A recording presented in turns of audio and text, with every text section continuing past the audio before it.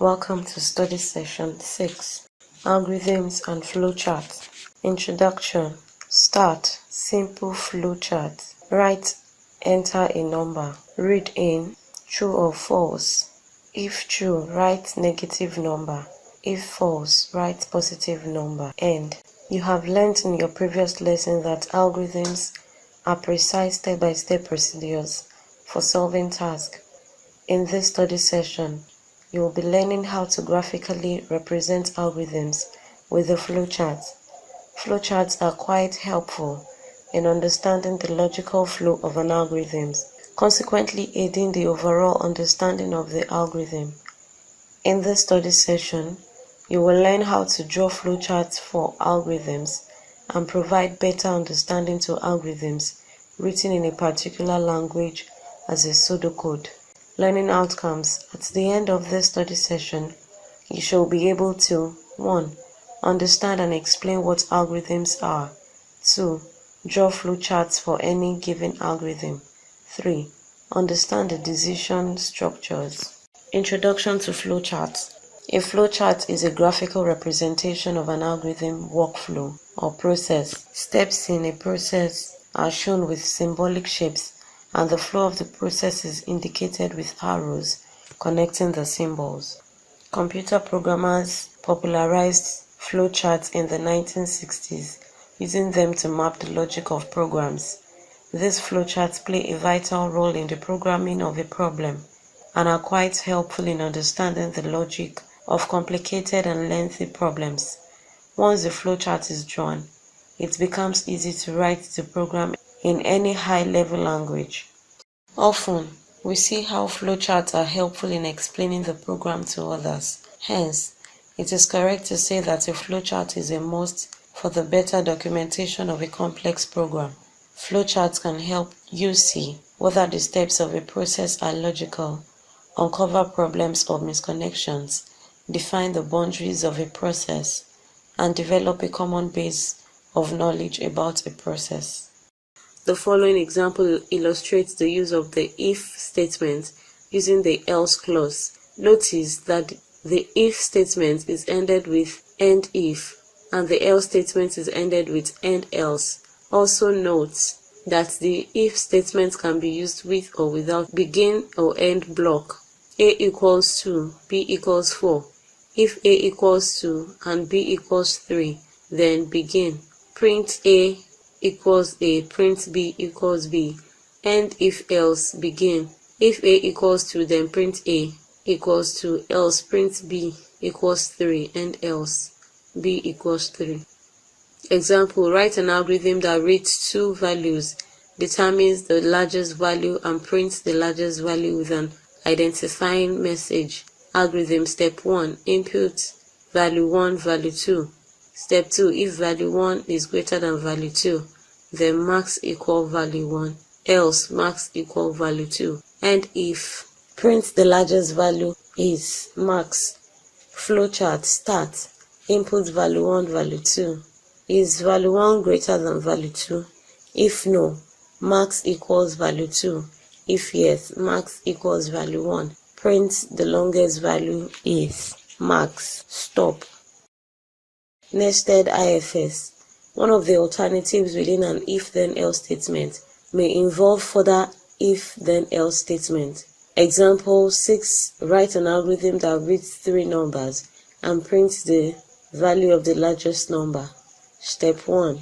Inputs n1, n2, n3. Step 2. If n1 greater than n2. Flowchart. Start. Input value 1, value 2. Is value 1 greater than value 2? If no, max equals value 2. If yes, max equals value 1. Print the longest value is max. Stop.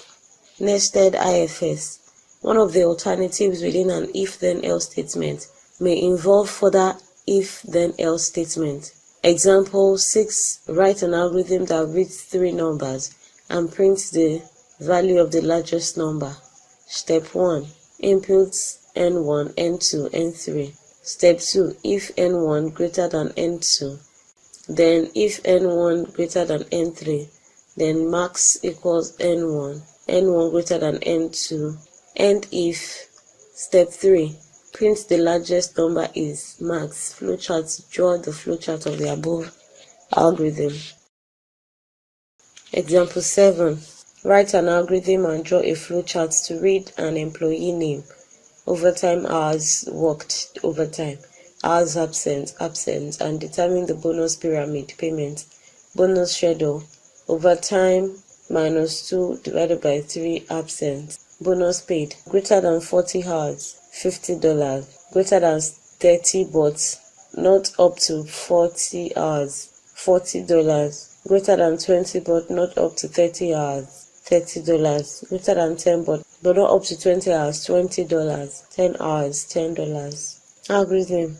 Step 1. Input name overtime absent. Step 2. Overtime 2 divided by 3 absent greater than 40, then payment equals 50.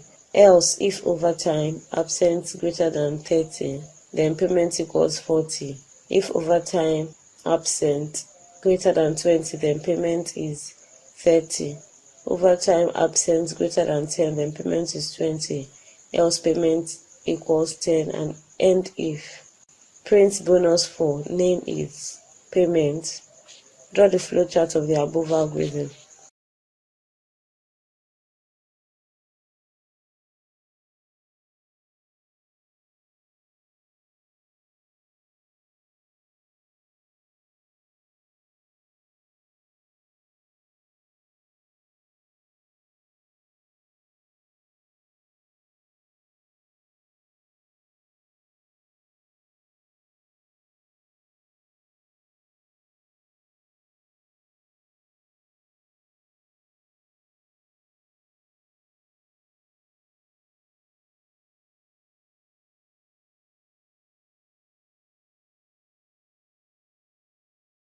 Study session summary.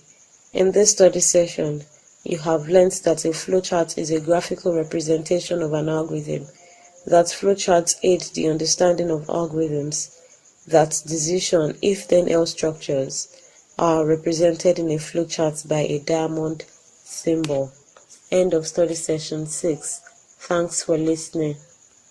Flowcharting, a process, often brings to light redundancies, delays, dead ends, and indirect parts that would otherwise remain unnoticed or ignored. Start. Lamp doesn't work. Lamp plugged in. If no, plug in the lamp. If yes, bulb burn out. If yes, replace the bulb. If no, repair lamp. A simple flowchart representing a process of dealing with a non-functioning lamp. The following symbols: start or end of the program. Square, computational steps or processing function of a program. Parallelogram, input or output operation. Decision making and branching, connector or joining of two parts of program. Circle. Drawing flowcharts. Examples of problem involving the use of flowcharts and algorithm. 1. We will now draw a flowchart for having a bath. We start by thinking about the steps. 1. Fill the bath with water. 2. Get undressed. 3. Go into bath. 4. Wash. 5. Get out of bath. 6. Empty the bath water. 7. Get dressed. Drawing flowchart. Start. Fill the bath water, then get undressed, then get into bath, then wash, then get out of bath, empty the bath water, get dressed, and end. Problem 2. Write an algorithm and draw the flowcharts for finding the average of two numbers. Algorithm. Input 2 numbers x and y. Output the average of x and y. Steps. Input x, input y. Sum equals x plus y. Average equals sum divided by 2. Output average. Example 1. Write an algorithm to determine the student's final grade and indicate whether it is passing or failing. The final grade is calculated as the average of 4 marks. Pseudocode. Input a set of 4 marks. Calculate their average by summing and dividing by 4. If average is below 50, print fail, else print pass. Detailed algorithms. Step 1. Input M1, M2, M3, M4. Step 2. M1 plus M2 plus M3 plus M4 divided by 4. Step 3. If grade less than 50, then print fail, else print pass. The flowchart is as follows. Start input X, then input Y, then sum equals X plus Y, average equals sum divided by 2, then output average, and end. Start input M1, M2, M3, M4, then grade equals M1 plus M2 plus M3 plus M4 divided by 4. Grade is less than 50. Print pass. If grade is less than 50, is grade less than 50? If yes, print pass. If no, print pass. Stop. Trace table. Mark grade status. M1 equals 80. M2 equals 30. M3 equals 40. M4 equals 30. Divided by 4 equals 45. Fail. Example 2. Write an algorithm and draw a flowchart to convert the length in feet to centimeter. Pseudocode. Input the length in feet, calculate the length in centimeter, by multiplying LFT with 30, print LCM. Algorithm. Step 1. Input length of feet. Step 2. LCM equals length of feet times 30. Step 3. Print LCM. Flowchart. Start. Input length of feet. LCM equals feet length times 30. Print LCM. Stop. Join flowcharts. Example 3. Write an algorithm and draw a flowchart that will read the two sides of a rectangle and calculate the areas. Pseudocode. Input the width and length of a rectangle. Calculate the area by multiplying length with width. Step 1. Input width and length. Step 2. Area equals length times width. Step 3. Print A. Example 4. Write an algorithm and draw a flowchart that will calculate the root of a quadratic equation. A times 2 plus bx plus c equals 0. Hint. D equals square in brackets b2 minus 4ac bracket closed, and the roots are xl equals bracket open minus b plus d bracket closed 12a, and x2 equals minus b minus d divided by 2a. Pseudocode. Input the coefficients ABC of the quadratic equation. Calculate the discriminant D. Calculate x1, calculate x2, print x1 and x2.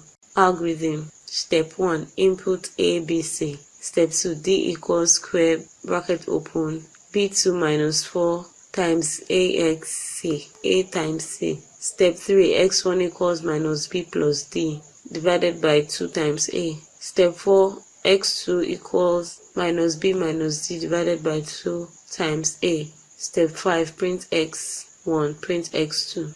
Decision structures. Decision structures allow your decisions to make decisions based upon user input or the result of a process. The expression a greater than b is a logical expression. It describes a condition we want to test. If a greater than b is true, we take the action on left, print the value of a, see figure below. If a greater than b is false, we take the action on right, print the value b, print the value of b. Is a greater than b? If yes, print b. If yes, print a. If no, print b. If then else structure. The if then statement is the most basic of all the control flow statements. It tells your program to execute a certain section of code only if a particular test evaluates to true. The if then else statement provides a secondary path of execution when an if clause evaluates to false. The structure is as follows: if condition, then true alternative, else false alternative, and if. The algorithm for the flowchart in the figure above is as follows: a is greater than b, then print a, else print b, and if. Here, greater than is called the relational operator. Table 1 gives possible relational operators: greater than, less than, equal to, greater than or equal to, less than or equal to, not equal to.